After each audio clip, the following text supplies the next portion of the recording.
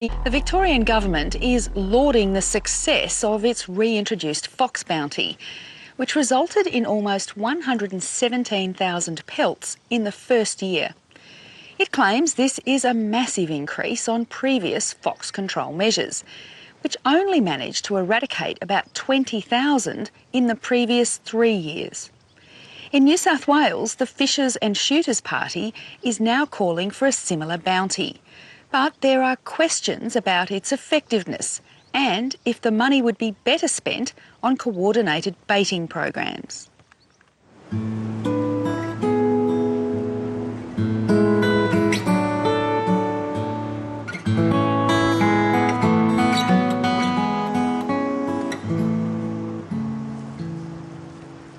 After forging a career as a champion sailor and sailmaker in Europe, Andrew Landenberger is back helping his father Don on the family farm near Glen Innes in the New South Wales New England region.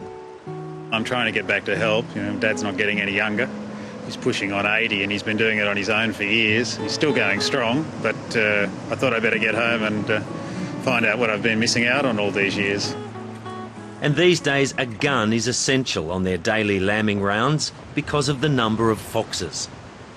Have you been surprised at how many foxes there are? Yeah, very surprised. I was a keen shooter as a young fella up here and, it was a bit of a trophy to get a fox, but these days we're just knocking them over in the paddock anywhere we see them.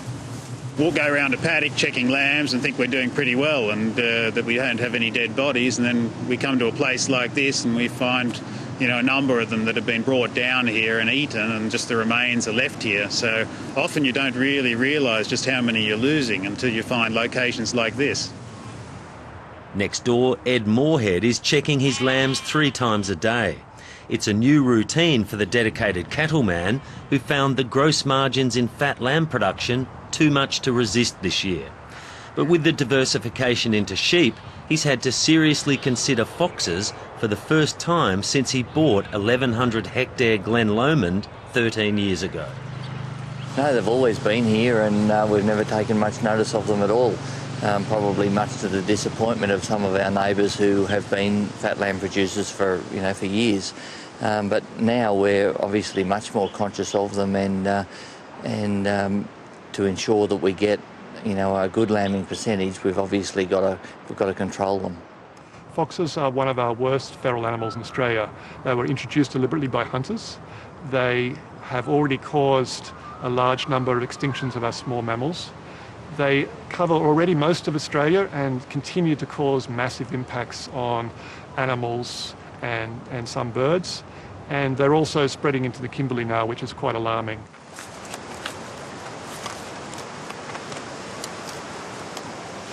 And all we're working on is the principle that for the animal to get that bait off there, it's got to do some work.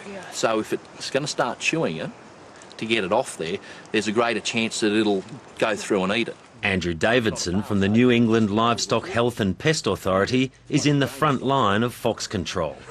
Without a coordinated baiting program, these farmers say they'd lose up to 40% of their lambs. But today they're being encouraged to bait for wild dogs to cover both problems. The animals find it really, really appealing, and we've done trials both with wild dogs and foxes and even domestic stuff. I just say, why take the chance? There's dogs in the area, and a fox bait will kill a majority of dogs, but why take the chance? There's no real cost differential to controlling dogs versus foxes. So, and there's a wide range of baits available that can be used for wild dogs as well. So I think it's very important to do good integrated control. And while these farmers have been using baits, they reckon shooting is also crucial for fox control.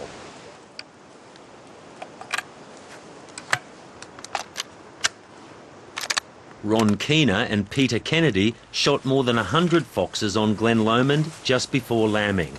They're recreational shooters and consider themselves conservation hunters.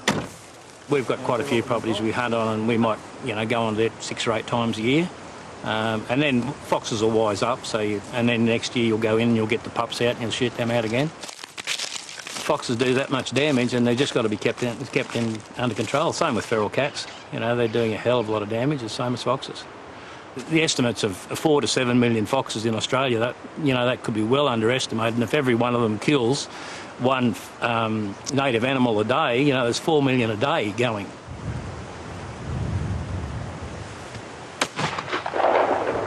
This little vixen, she's had pups, so that means there's another probably half a dozen young lamb eaters out there. You can see there around the tit itself has been suckled by small foxes. So yeah, it's good to take this one out of the system, because these are the breeders that put the majority of the foxes back into the ecosystem that we don't want. Last year, the pair shot about 200 foxes. Ron Keener reckons the secret to success is his fox whistle, which he designed and now sells commercially.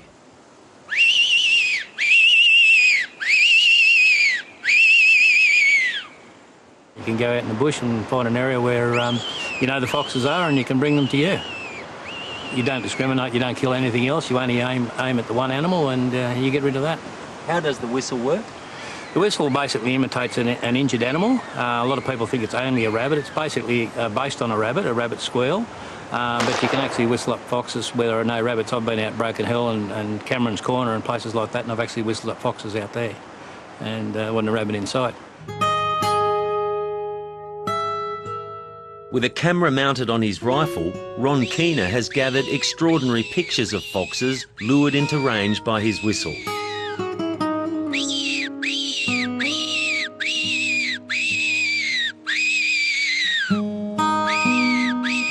While there's no accurate gauge of fox numbers in Australia, anecdotal evidence suggests numbers are on the rise.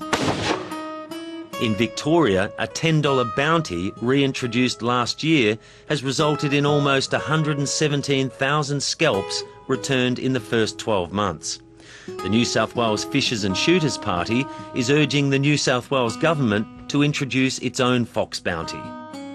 I think New South Wales should be doing it because it's a damn good opportunity to put sustained long-term pressure on the fox population for all the conservation benefits that we know that will bring. The New South Wales budget is something like $52 billion. Why couldn't they take $10 million over 10 years and just spend $1 million a year as a quota and get the 100,000 foxes in New South Wales, the same as they've done in Victoria? Very simple, very easy, and it would have major conservation benefits and also major agricultural benefits. The New South Wales government does not support a bounty. It says the money is better spent on a coordinated, targeted baiting program supported by science. That's also the view of the Invasive Species Council of Australia. A fox bounty scheme is pretty much useless. The study that was done in Victoria, where it was in operation for 1 year, found that the $1.5 million spent led to a very short-term reduction of foxes by about 4%, but to make real inroads into the population, to even start to reduce it long-term, you need to get the rate up near 65%. A fox bounty is like rural social welfare, so if that's your goal, fine, but if your goal is to make an impact on feral animals, it won't achieve that whatsoever. Andrew Cox says bounties can be subject to fraud and just encourage hunting in the most convenient locations instead of targeting where foxes are doing most damage. I think we walk around that side there along the top. But in New South Wales, Fishers and Shooters MP Robert Borsak believes conservation hunting can and does have an important place in feral animal control. He says a registered hunting program in state forests run by the Game Council of New South Wales has resulted in 100,000 animals killed since it started 6 years ago. His party did a deal with the O'Farrell government this year, guaranteeing privatisation of the state's power generators in exchange for support to extend the conservation hunting program into national parks. The program will be run by the Game Council using the same model that they currently use and have been using for the last 6.5 years on state forests in New South Wales. It's a very managed, very controlled, risk-managed process. It'll work through the booking system that they currently run. There'll be exclusion zones, there'll be all sorts of controls in and around it. It's actually a world's best practice system that you don't see that running anywhere else in the world. The Invasive Species Council says the proposal should be seen as politically motivated not as serious feral animal control. So we're quite alarmed about the proposal for the Game Council to have access to national parks, because the motivations are wrong. The objectives and the functioning of the Game Council is all about the interests of recreational hunters and game management, not feral animal control.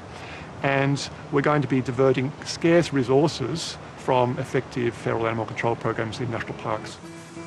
The Shooters and Fishers Party says conservation hunting in New South Wales is here to stay, and data gathered by the Game Council supports its effectiveness.